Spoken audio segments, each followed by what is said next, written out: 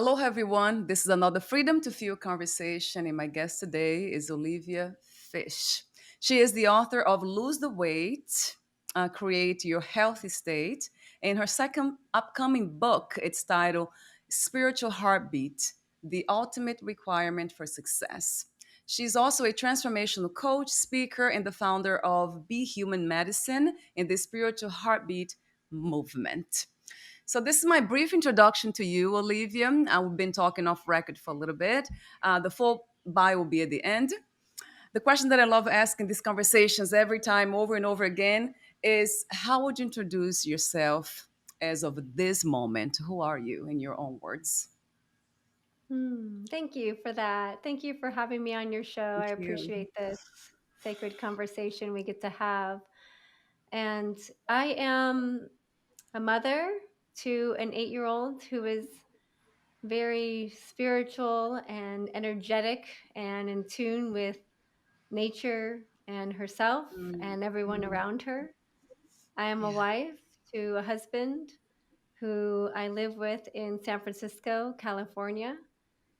I am someone who cares deeply about living each day to Mm, the best that I possibly can and supporting others that want to do the same. right, right. I I think we can start there. That's how I would describe myself today. Yes, yeah, that's beautiful. At so many levels. I guess from what I heard from you, a question that comes to mind immediately wants to, as a very good start for this conversation. You mentioned your son, he's spiritual, and that we have heard that so many times, so many people, including myself, I'm spiritual. What is to be spiritual? How would you describe that? Hmm. Yeah, so my daughter, her name is Abby. She's 8 years old. And I'll give you an example to describe that. So before she can really talk, she used to speak to us and she was trying to tell us something. And I have videos of it, which is quite special. I really Mhm. do value that ease of technology these days where we can just pull out our phone and record something quite meaningful that we want to remember. So she was Yeah. describing what she calls central battery. And she was maybe 2 years old and she would say central battery, and she would be trying to describe something that lives inside of her and lives outside of her, and that we're connected to the power of things in this way, in her own language that she knew how to describe it when she was very young. And she used to talk about how I am her mother this time, but she had other mothers in the past. And she would talk to me about other houses she would live in and other family members she would have. And she was very connected to something before. And I think that that is so beautiful. Recently, she said to me, Mama, what's my spiritual color? And I Mm, said, what do you mean? And she's like, "Well, the color around me. I can see everybody else's, but I can't see mine. So can you tell me mm, my spiritual color?" mm, And I said, "Oh, babe, I don't know. I can't see colors in that way." And she said, "Can you ask ChatGPT? Can you yes. can you look that up?" I was like, "Oh, it doesn't work that way." She And already knows so that. Yeah. yeah, she already knows about ChatGPT.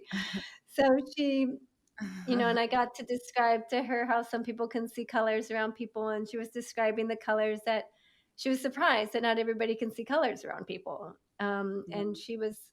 she was fascinated with describing to me what that is like for her to see colors around people and what those Right. colors mean to her. Mm, So I've gotten these glimpses of examples of essentially coming back to your question of, well, what does it mean to be yeah. spiritual? I think Yeah. it's about really tuning into the wisdom that we carry inside of us and that is all around us. And if we can pay attention to that collective force that is driving all of this life, we can gain wisdom. We can know without knowing. which is, in my opinion, wisdom. It's like knowing something without actually knowing it or experiencing it. And Mm, mm. this is what I have gotten to experience with her. Yes, yeah, that's beautiful. That's your now it becomes your guiding principle for spiritual. Is that the guiding principle you have for spirituality? That's how you would describe as well, like from her lens, which is kind of beautiful. That I Yeah, never heard it that way. yeah, I think that that's one lens I can see it. I think it's a very dynamic word, right? We can apply it in different ways. So this is Yes, the lens in which I see her experience her own spirituality and yeah. how she's teaching it to me again. I think that Mm, in mm, general, we are integrated beings of body, intellect, our emotional self, and our spirit. And when those are all in alignment, meaning we are not leaving spirit out of body wisdom and body intelligence, when we don't right. leave spiritual intelligence out of emotional intelligence, when we don't leave spirit Mm, out of and override it with our intellectual intelligence, then we right. are then integrated beings that are actually able to move with wisdom. So, for example, you can have a lot of body intelligence. And you can say, I know how to take care of my body and I know how to work out at this time, because I have an app that tells me when to eat and when to sit and when to stand and when to move and when to sweat and when to sleep. And you can use all of these devices to run your life. Or if you incorporate spirituality into it, and bring spiritual intelligence to body intelligence, well, then you have intuitive wisdom. You have this beautiful clock that you can be listening to, that you don't necessarily need the devices to tell you this is how many grams to eat this kind of food. Your body will tell you exactly what it needs. So that's the beauty of bringing in spiritual intelligence into each of the other aspects of ourself, which is body, emotion, and intellect.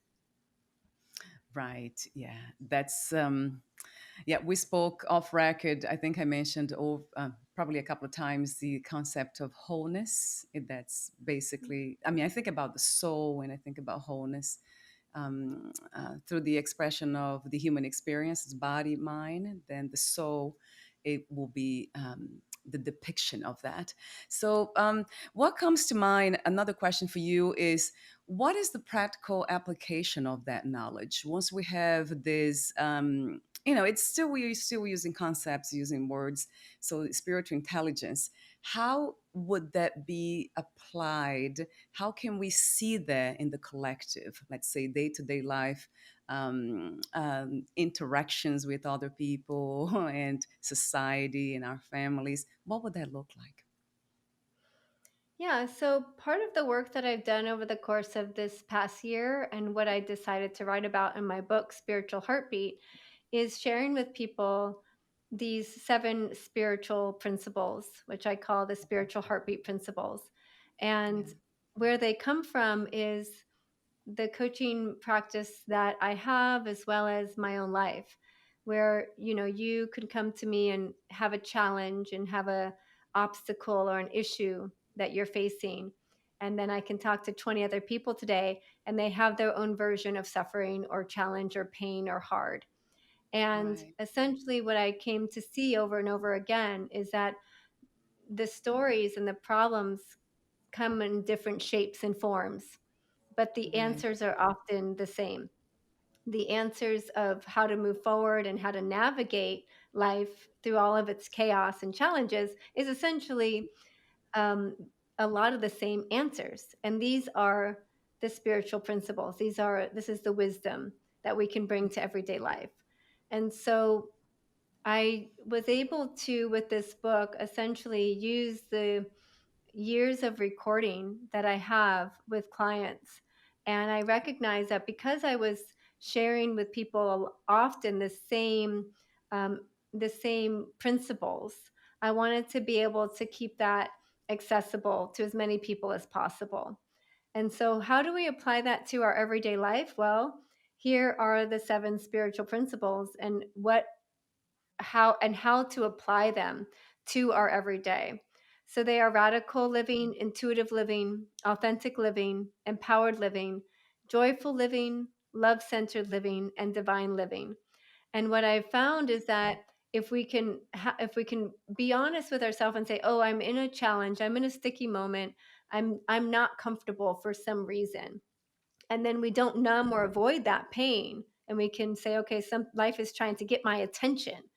We can look at these principles and say, "Well, which one am I out of alignment with? I'm not connected to my intuition? Am I not living empowered, authentically, radically, joyfully, love-centered, or divine?" We can actually look at these to see.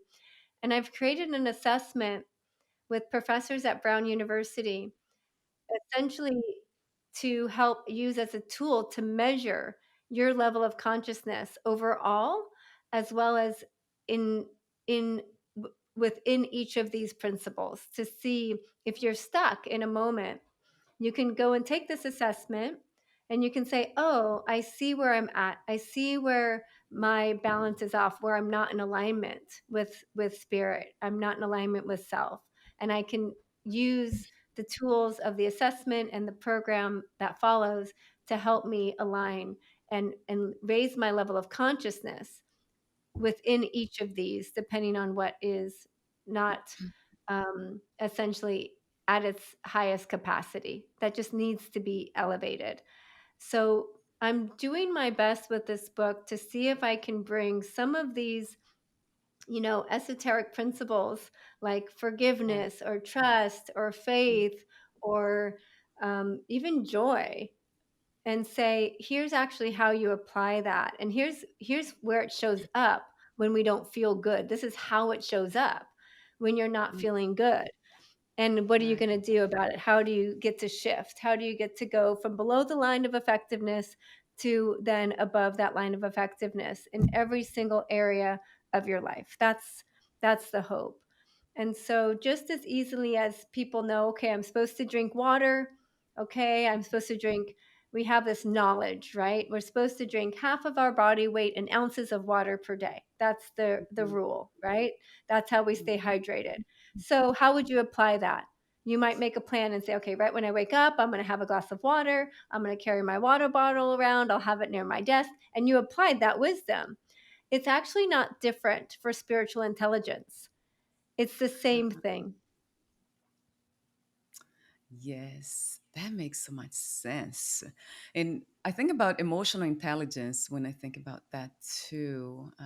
Yeah, being able to discern, right? It's a discernment type of thing. And it's something that's a practice for life, right, Olivia? It's not something that is a destination that we arrive at. I never, from my own experience, as I can say, as a mystic, having been through so many psychic death, so that's of identities, so that's what comes to me. And now I use a lot more my not just intuition but also my emotions as my means of navigation. That's when I know, and I try not to push away too when I'm kind of mirroring somebody else's emotions. That's kind of so fascinating, that the the mirror thing, the reflection. So how I know you didn't, that's something that you didn't include as a title, but of course it covers that too. How to let's say almost like emotional living. There'll be another Mhm. another section. That's a huge one, not just with women but also humans. We emotional beings. Even those who are not aware of their emotions, they're actually being driven by their emotions and taking actions from that place a lot of times. Actually, especially the ones who are not aware of them. So, talk to me about for a moment about that. I love I went immediately to intuitive, joyful, and divine living. Those three kind of caught my attention immediately. But I would love Mhm. to hear from you a bit about emotional living. Yeah. Well, I think that there's an opportunity to recognize that our emotions are information, just like our body is giving us information. Oh, So, yes. just like our Yeah. mind is giving us information. So, Mm-hmm. one of these things could be your body intelligence, or gut living, or intuitive living might be the closest to the body intelligence. But in Right. my opinion, your emotions are, and this can be something that some people might not agree with, it's just another form of information. And what you do with that information can be really keeping you below the line in a story about where you are, or it Mm, can be used as information to elevate your experience. So, mm, with any topic that we have, including our emotions, I can have an emotion of fear. I can have an emotion of being scared about something. And I can right. be in fear and a victim mindset living a below the line. Or I Mm, can be in a state of scared and worry and actually be in a pretty powerful state. And mm, so it's yeah. actually about how we're utilizing that information that is coming to us and not identifying with our emotion, thinking that we are it. Like, I am sad, right? Even how we describe our emotions, we say, I am sad instead of I'm experiencing sadness. I think Right. that oftentimes when we tie our emotions to who we are, that's where we end up below the line and in victimhood or in anxiety, like rushing in the by me state of rushing, rushing, rushing, trying to get rid of the emotions we don't like and trying to hold on and hoard the relationships that feel good. But all emotions are just information. And so, part of, and I do talk about this in the book, emotions are actually a big part of the book. They're not an essential spiritual principle because emotions are not tied to who we are, and what is necessary to essentially live a spiritual life. In my opinion, it is just another way of having information. Right now it's very warm in this room, my skin is warm, I'm not identifying with warmth.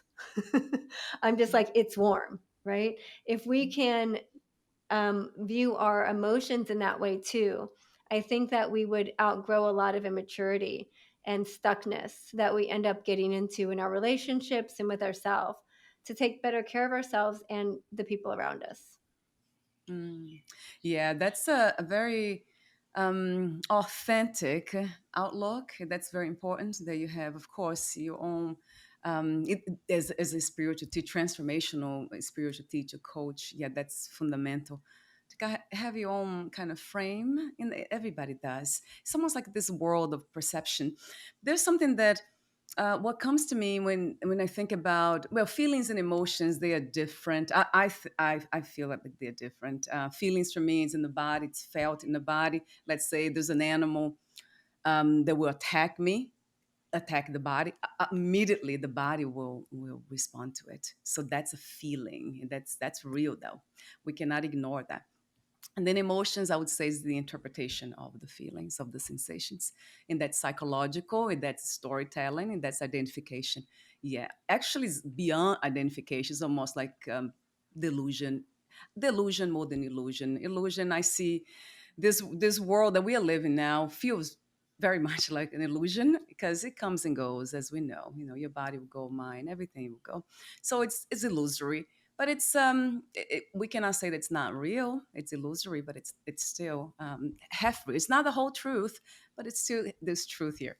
And then feelings are more grounded. I tend to listen to them when something in my body. The thing is, with the fascinating thing about feelings that sometimes the body becomes, when some people come from trauma, in my case, so like deep, I mean, compound suffering and trauma, that makes us so much more sensitive to the feelings in the body, to energies, now subtle energies. I'm so sensitive to everything, and that makes for me has become almost like a very powerful kind of way of navigating reality, this reality. So it's quite the opposite if we don't let that kind of destroy us in a sense. Sometimes it can come in you know, those powerful, those sensitivities can just destroy us. But in my case, for some reason, it doesn't really allow that to happen. It's always transmutation. It's that is the it's almost like a wizard, you know. It's like always making, transforming something to something else. It's like the it's like, what do you call alchemy? Isn't it funny? I just actually learned all the language for these things because I had none. And then now it's becoming a lot more fun in a sense to be able to say it. Like, oh, I can say this. Because before I thought I could just kind of, be seen and felt without words. But then, I Mhm. see with the animals, they're like that. You're just around them. That's why we love animals, right? I think most of us, we don't have to say anything and they feel it, that we love them, that we love each other. That's that unconditional, beautiful type of love. Anyway, gosh, I'll just go on and on with that. So my question for you is about love and fear. Talk to me about are they emotions to you? Are they feelings when it comes to that realm of love and fear, both? And how would they kind of connect within the principles of the spiritual heartbeat? Yeah, well, I think this is tying into what you were just talking about, right? Like things can happen to us every day. Some of them are quite traumatic, some of them are quite Mm, challenging or triggering. Things can happen and we didn't necessarily call it in or manifest it. This is just life being life. And we have an opportunity to, like you said, alchemize it, transform it, transmute it into something beautiful. So it's a gift, an offering to something greater than what is happening, or it's going to continue to be a source of a wound. But in every mm, single right. moment, we have Right. this opportunity to say, do I choose to be in the wound of this because I didn't call this in and I don't want this and it doesn't match my preference? Or am Mm, I going to decide to turn this into wisdom? A gift, right. an opportunity, an offering somewhere. My job is to go find out which one it is. Is it a gift? Is it an opportunity? Or is it an offering? How for me or somebody else? And if we Mm, can actually decide to say that that is the meaning we're making out of something challenging, then right. that's where we're able to navigate and say, I choose love over fear. Fear is going to say, from when we're talking about fear in this way, okay, when I'm saying fear in this way, it's perceived threat. Okay, I'm not talking about Yeah. actual when you're in a primal state of fear because the animal's coming to attack you. Okay, Right. because Yeah. then there's just like there's reactivity, there's instincts, you go run, right, or you fight, Yeah. right? So I'm Right. not talking about that kind of fear. I'm talking about this perceived fear. False evidence appearing real is the acronym, right? Of Mm, fear, yeah. that type of fear. That's Yeah. when we have this opportunity to say, am I going to have my fear, my scarcity, my wounds, my patterns, my saboteurs take over? Or do I decide to recognize that everything is love and I can pull all of the energy of everything around me and remember that I am love as well, and then Mm, shoot it out to everything that's mm, going on in front of me, including the challenges, including the person that's pissing me off, including the person that's disappointing me or the circumstance I'm in. And that's how we're able to navigate and choose for ourselves. This is actually just an opportunity for us all to say, what am I deciding my life is? And at some point, when mm, we've experienced enough challenges, we come to a reckoning that says, okay, I choose this way now. No, no more of that. No more of this um, identifying with the victim and the wound and the story and this happened to me and this is making my life this way. There's an right. opportunity to grow out of that and say, yes, this happened. I'm not going to deny it, and I choose love anyway. That takes a lot of courage. That takes a lot of discipline. It takes a Yes. lot of sacrificing the old ways of avoidance, numbing, or Mm, blaming and complaining to say, I yeah. choose a different way. So, yes, all of these can be emotions or sensations.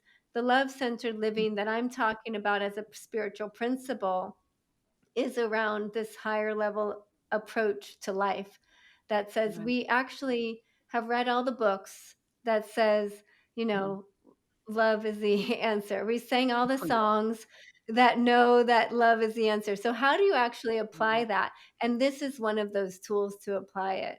This is the Mm, to recognize the things that pull us away from love-centered living, whether it's ego or fear, or that we've decided to say, I am my wound, and I didn't know how to turn that wound into a gift, an opportunity, or an offering. That's where Mm, the wisdom comes in. And sometimes we need help to do that. We're not meant to do this work alone. And mm, so right. sometimes we need that support from other people, from divine, from the divine. We need to surrender to that so that we can say, you know what, I don't know how to do all of this. I'm going to ask for help. I'm going Mm, to find a way out of no way. And I'm going to go create the life that I'm wanting to have. I choose love. Those mm, kinds of mantras, that kind of way we talk to ourselves, is how we can recognize a different way for ourselves, because we all experience fear. It's not about getting rid of fear. It's actually just about, how do I know fear is going to come up, and how am I yeah, going to work with it? right. Yes, yes, yes, a billion times to that truth, to the clarity that you bring into the realm of the concept of love, that meaning, my interpretation, kind of treating everything and everyone um, with sacredness, as meeting sacreds as sacredness, basically something that was not created with the mind. So we are not, it's kind of eliminating judgment. To me, that's one of the biggest thing about when it comes to the concept of love, when it's embodied and applied. There's something about kind of dropping into this curiosity instead. Courage, of Mhm. course, yeah, is the mother of all other virtues, as Maya Angelou said. But there's something about curiosity, just like, why Mhm. is that? But sometimes when we are, I mean, somebody like me, I'm very, very, very into, connected to my feelings, not emotions but feelings. And sometimes they, you know, they try to become emotions too, because of the pattern of the past and the trauma and all that. But I'm very much aware of it, and now I know how to make it that distinguish. I know how to kind of see them, discern them. Wait a minute, this is not, that doesn't belong to me. And this, even the feeling that's here. But then that's the question I have actually for you, Olivia. So I know we all kind of in this beautiful, let's say, path of rising consciousness and passing some form of wisdom here, or leaving something, not as a legacy, but, you know, something that has been embodied by us out of sincerity, out of necessity, a lot of times too. It's almost like the fragrance of the soul, just leaving this behind, you know, for others, or to others. And this we can do, of course, while we are here living. So just passing that scent forward, but or leaving it behind. But there's something that I have learned about, the more I experience this life. I have seen that some of us are not willing or not ready to, not even interpret that the love that's coming from, let's say, the transmission from other people. I have met a lot of spiritual teachers. I mean, so many of them. Some of them, they are genuinely, they embodied this. Oh, they're like a ball of love, you know, around them. Just kind of melt, and they mirror like so much to us. But then some people are not able to recognize that. So do you wonder why? That's a question for you. And I wanted to say just before that I have found that there's a lot to do with the shadow. That's psychology, but there's a lot to do with the dark side. You know, everything has two sides in this dualistic reality. So if we don't honor our dark side, and they integrate it in a sense, now it serves my light, then it's really, yeah, it just won't happen. I noticed that with Mhm. myself doing this work for years. So talk to me about that. Yeah, I think this is pulling into the concept of authentic living, which is one of the principles of the book, and the overall concept of the project that I've been working on called Be Human Medicine. So, being human medicine for ourselves so we can be human medicine to each other. And part of what that, this beautiful light, this beautiful love that you share, that you can feel coming Yeah. off of some of the spiritual teachers you've been around, Yeah. you're I think that you're touching on something quite important, which there have been lots of us who have decided to embrace the full tree of life, the shadow, the roots, as well Mm, as the the branches and the fruits that come off of that Mm, as an offering mm, for others. And I think part of authentic living is the ability to say, I I am very comfortable with all of my roots, with all the shadow parts of me. So mm, I'm no longer afraid that you're gonna see it. Because if you see a mm. shadow part of me, I'm like, "Oh, yeah, I saw that one yesterday, I know. You have any opinions about that? Like, I can use some help there. You know anybody?"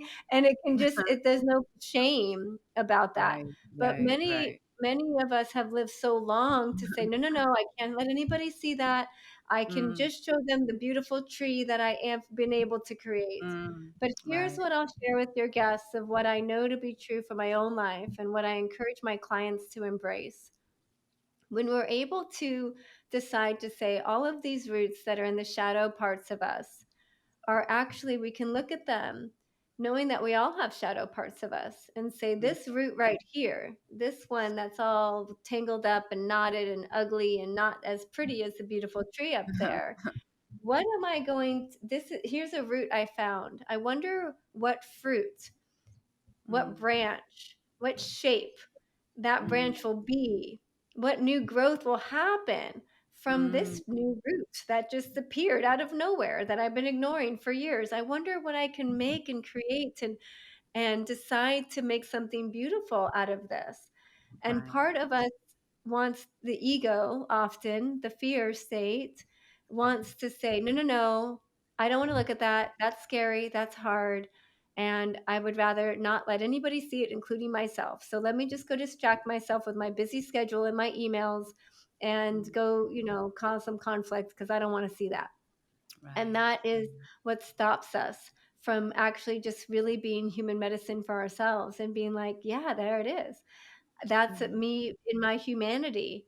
And I mm, wonder, I'm curious, I'm curious, mm, what can I mm, make of this? What can mm, I wonder what this root is asking of me. I'm wondering what I can do to explore this. Where are my shame spaces and places? And how can I bring this into the light and right. actually say, you know what? This has protected me in the past, this pattern, this saboteur, this wound, and now I wonder what else it wants to do. I wonder how else it will serve me and others.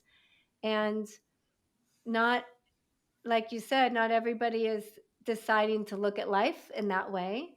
But I Right. do think that more and more people are wanting higher levels of consciousness. It's never been easier to raise your level of consciousness than it is today on this planet. And we have this beautiful window, this beautiful opportunity to act, because a lot of our basic needs for many of us are met, that we actually have the time, the resources to navigate this in a different way. And so now we know consciousness is a choice. We can decide to say, I'm going to keep that root and that shadow and shame, or I can make it into my superpower. And that is a choice that we're all deciding to make or not right now. Mm. Yes, yeah, it is a beautiful time. I absolutely agree. And we thought that that was the 70s, right? The rise of consciousness in the 70s with all the psychedelics and the freedom, sense of freedom. But that they say that was the second wave, I think they call it. It's like the of Mhm. anyway. It's just so beautiful to see humanity, we humans, kind of. Grow and evolve into that fully human and fully divine, right? Because that's what it Mhm. is, really, just merging. I love the word, the be human medicine, and that's so it just resonated with me immediately. I mean, your whole work resonates with me. Some parts, they have become like concepts, so I see them as a concept, like radical living, in the sense of having courage to live the life you have to live. So I have kind of my own interpretations, like most immediately. But then the be human medicine, that is just so powerful. I mean, the idea of it, the frequency of it, the sensing of it, everything about it just kind of speaks to me in a very potent way. And that is, from my perspective, it came that this intuitively came to me when I thought about nature. Why can't we be like nature? Just like a tree, looks like a flower.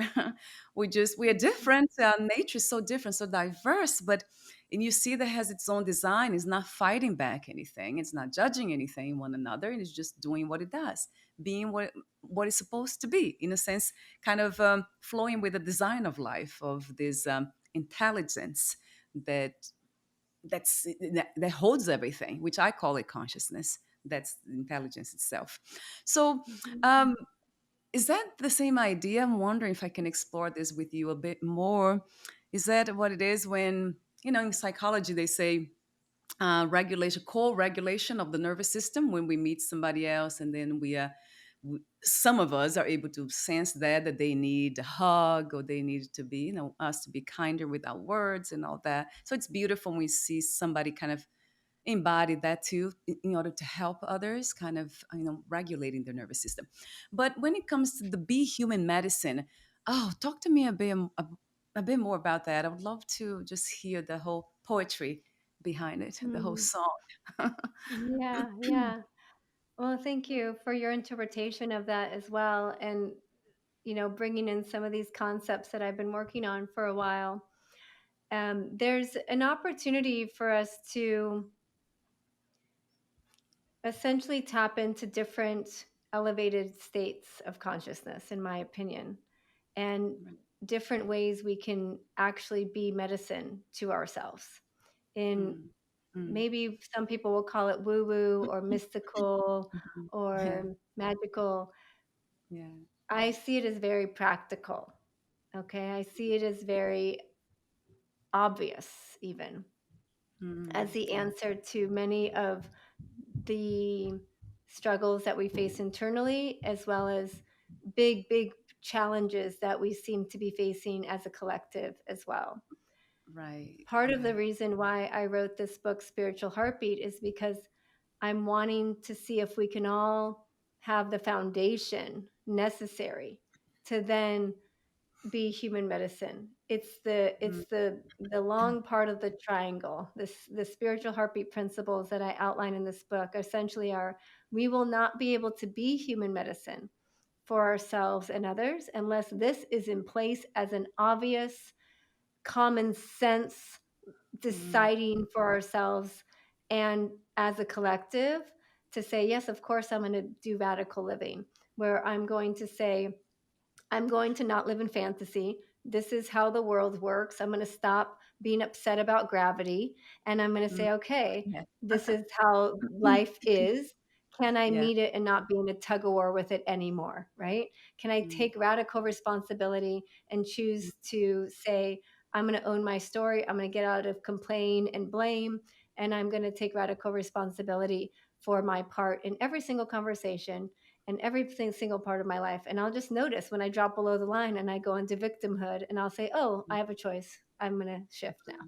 Right. So it's mm, not to say we're mm, not going to drop below the line in any of these spiritual principle categories. It's just to say, hey, I'm going to raise my hand and decide to say, I am going to drop below the line.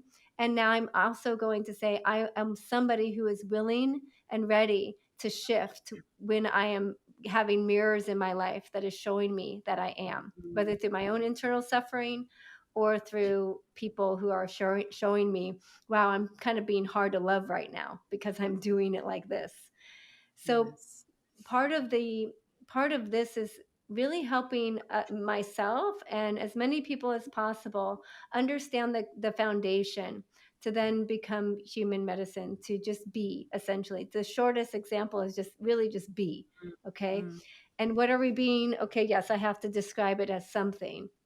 So I've come up with this language of human medicine, which is the opportunity to actually tap in to our innate birthright gifts that we have been given to to heal ourselves completely right. through love, through light, through presence, through joy. You just mentioned that there are spiritual teachers that you're around, and you're just like, oh my gosh, I'm love again. I know everything's great. I just feel good, Yeah. right? Right. That is them being human medicine because they have Mm, decided to drop the yeah. judgment, right? To drop their perceived ideas about something and have Mm, actually been present with your soul and your spirit rather than maybe all of the other noise that might be around. And that right. is my hope to teach on next, is actually how to and what that means really to be human medicine and what that would entail. This, what I wrote about in this book, is the first foundation. But we can't actually do any of this medicine stuff and be in rhythm with nature like you're talking about, being Yeah. in rhythm with ourselves, as well as other people. There's no way, if we're not in harmony with ourselves and with nature, it's going to be very difficult to be in harmony and rhythm with other people and have the attunement that's needed in order Mm, to be medicine for others. So this is mm. my hope as phase one. Let's Wow. all do this together as phase one, and then we can take it to the top part of the triangle there and elevate together to really see, wow, what gets to happen when we're really channels for each other and for ourselves, and really in rhythm with nature in a way that maybe we were separate from for a long time. I think Mm. that we are coming back to that remembering slowly, slowly but surely. Yes, yes, yes. Yes, a billion times they're remembering. I love your enthusiasm too, the sense of joy and lightness when you speak about Mhm. these things. I can clearly see that this is a calling for you. It's like there's, Mhm. something, there's a choice, less choice, isn't it? Usually I say that way. Mhm. So, but I didn't ask the question to you, Olivia. What brought you here? Like what? Yeah, I would love to hear the backstory of you and your spiritual. Mhm. Yeah, your spiritual now that I hear this voice. Where does it come from? Yeah, so I have a very interesting background that we can dive into a little bit here. Yeah. I was somebody who shied away for a long time as stepping in as a voice of a spiritual teacher, a voice even of wisdom. I didn't want people to put that pressure on me or that Mm. expectation to know something that they could know for themselves. Right. I grew up in a cult where people were really handing over their sovereignty to somebody outside of themselves and to things Yeah. outside of themselves to tell them who to marry, where to spend their money, how to live their lives. And Mm. I watched that at a very early age, Wow. where I was surrounded by people who felt quite disempowered. They were looking for something outside of themselves, but it was actually right here all along. And Mm. that was the environment that I grew up in as a young girl, on one hand. And Yeah. I also grew up in a environment where I saw the opportunity, where I knew change was possible. And I grew up in a martial arts studio. I learned Kung Fu San Soo from a very early age. And my Mm. dad has always had studios. Mm. So at about 6 years old, my mother at the time and my father left this abusive environment when I was 6. Yeah. And they both did something really brave and took us kids away from that environment. And I got to see a family dynamic where my dad was owning martial arts studios and teaching his students about the principles of Kung Fu San Soo, which is really about how to live well.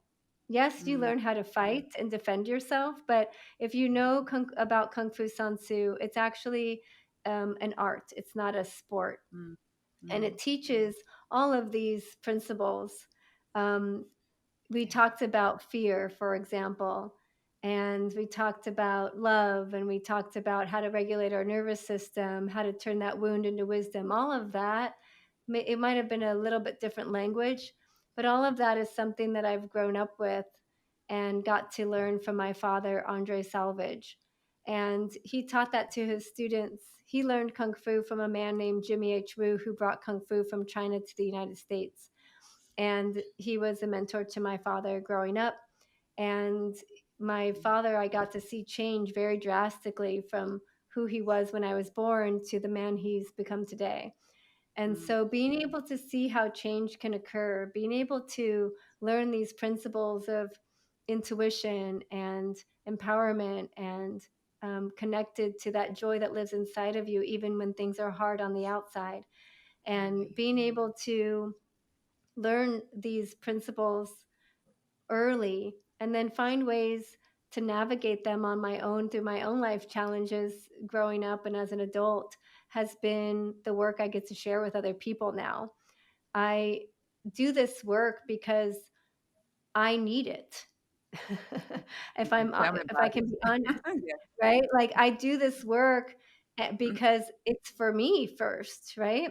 I have a challenge, I have a situation, I have a hard part, and then I get to find ways to bring new wisdom to myself and for my life. And the way that my life has always worked is there's a challenge, there's an obstacle, and it gets transformed into something beautiful, and then I get to Mm, go teach it. That's just how it goes. And so I feel like I'm a very old soul in that way because I've done it so many mm, times. I feel like I'm 226, not 42, mhm. because I've Right. just been doing this so when challenging things come in my life again, I'm like, "Oh, I wonder who I'm going to be able to teach this one to. I wonder what good thing is going to happen now because this one really sucks?" And Yes. so Yes. I think that for me, I see my life that has always worked in that way. I mean, part of the work why I do this work is because it seems inevitable now. When you grow up in an environment that is so toxic and Yeah. so disempowered, of course I'm doing work on empowerment. Of course I'm doing work on integrating the spirit within and not trying to, give it to somebody else, that power, right? So I think Yeah. that a lot of my life makes sense in that trajectory of why I'm doing this work. Mhm. For me, I think that part of why I'm sharing this work now is to be able to step into the expansiveness, the discipline of expansiveness and say, yeah, this is not always easy to show up and write it down and put it on a podcast or put it in a book, but I want to be Right. able to look my daughter in the eyes 10 years from now and say, baby, I did my part. Mm, Um, I want to model that for her. I want to see different spaces I can expand for myself, mm, and it's something that feels like I can't help myself to do. I feel like if I didn't honor my ambitious creativity, I would die. We're either growing or we're dying, and I've mm, decided to say, okay, mm, every day I get to wake up and try mm, again and grow a little bit more. And mm. so Right. that's why I do this work. I don't think I'm perfect. This is not a game of perfection. Mm, It's a game of saying I know I'm not perfect. I know I will fall to the floor when I get in a fight. And now I mm, get to just bring this fight to the floor, right? This is a perfect martial arts analogy. If you get mm, upset when you fall because someone punched you in the face, you will lose mm. that fight. But if you just decide to bring that fight to the floor, life gets real fun down there.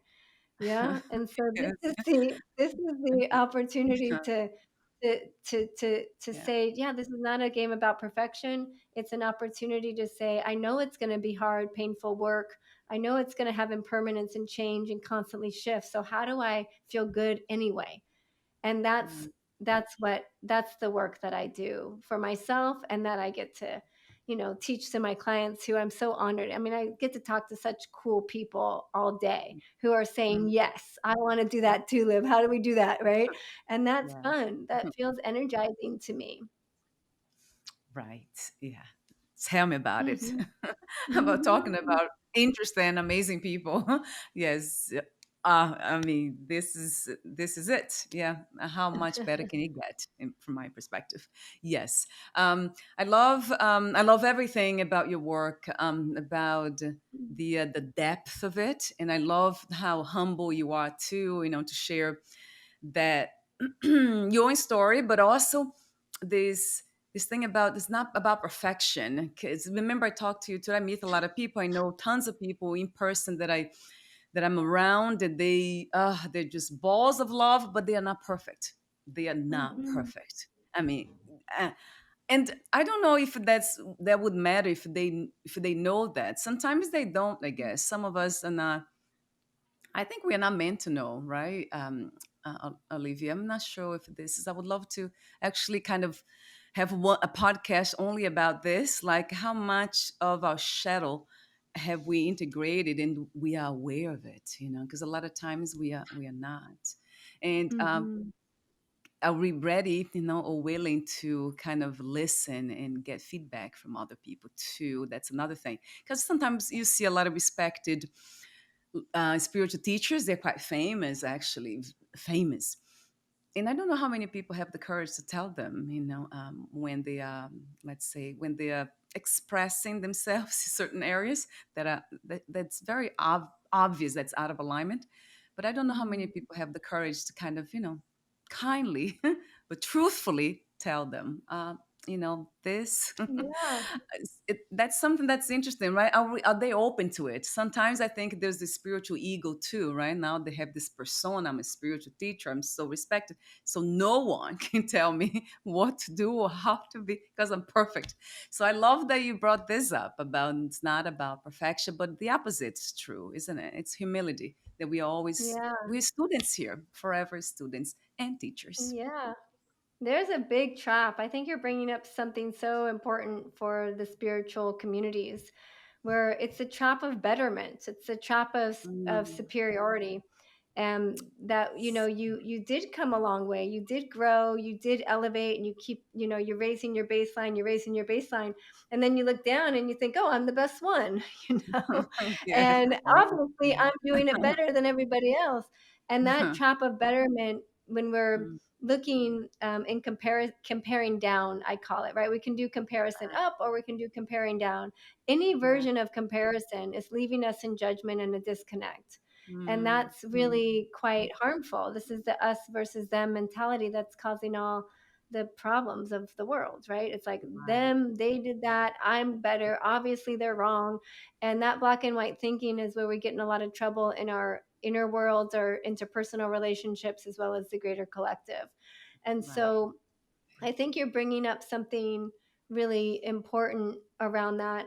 Part of the work that I talk about in the book is around the sense of, we can have these awakenings, we can have these expansive experiences, and when we do that, can we actually allow more feedback in versus Mm, less? Like, because yes. sometimes when you elevate, especially if you're a high performer, you're a Mm, high profile individual, you are wealthy, you are doing quote unquote better than the people around you, then nobody ends up telling you the truth anymore.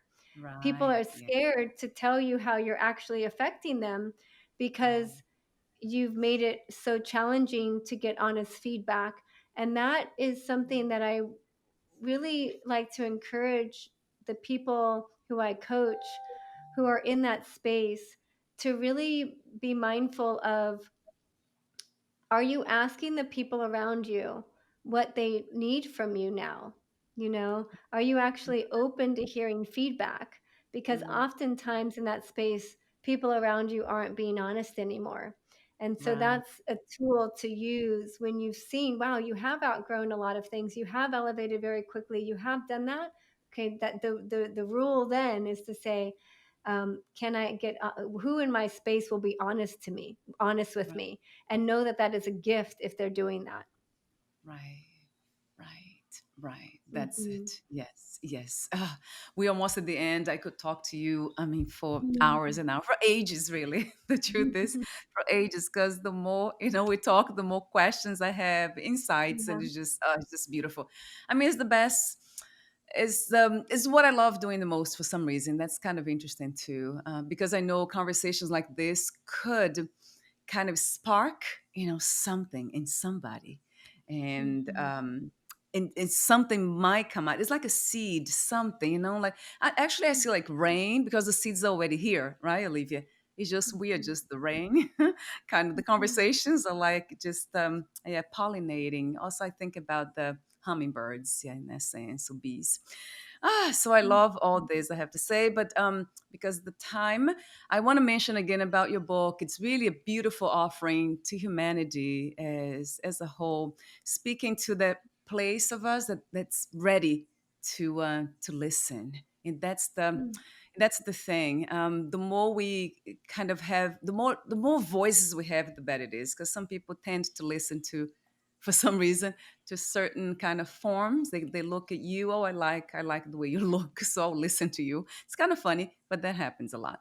So that's good that we have different forms, right, to deliver the same message.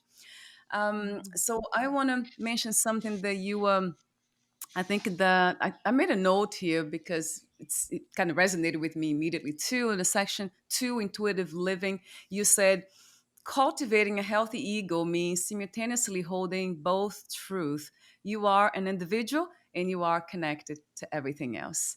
That really resonated. And I love the quotes that you have. I have so many I wanted to show here, but not enough time. It's a lot on your website. I found some quotes that I love. Oh, I wish I could. I'm going to take a quick look, really quick. um, there's one, Olivia. Yeah, you say that. Boundaries protect you, they guard your personal safety and personal freedom. Without boundaries, it is impossible to listen, trust, and follow your intuition. That just made sense to me immediately. Somebody who is very, kind of, I use an intuition as my tool all the time. So that was good to hear. Um, Mhm. Still like working, trying to say no to certain things and yes to certain things too. I mean, has been an interesting experiment. So in the end, I wanted to mention your offerings. So the Be Human Medicine app, personal and relationship guidance, executive consulting, speaking as you're doing here now, group teachings. You also have the spiritual heartbeat assessment, and your website is oliveyahfisch.squarespace.com. So Olivia is spelled a bit different in Fish too. So I'll have it here clickable on the podcast notes. So this is easy instead of spelling it. And yeah, I love your presence. Are there any final thoughts, Olivia? This very end, would you like to leave us with something that's was unsaid or it's here, still here, that wants to Mm. be heard? Well, first, I just want to thank you for the rich conversation and the opportunity to share um, some of my teachings to your audience. It's been wonderful having a conversation with you and just being able to Mhm. be comfortable enough to just share authentically and have it be a Mm, conversation, which I really value. I think mm, that yeah. I would like to just share with your audience before we go that each of us matter, you know, each of us has this beautiful light that is wanting to shine really bright. And I think that sadly we have forgotten at times that we matter. And those small changes that we are doing when nobody is watching, you know, getting out of bed when the alarm gets off, choosing that healthy food, going on that walk, calling that friend, whatever your intuition is just asking you to do essentially, right? Yes. Being able to just remember in that moment, you matter.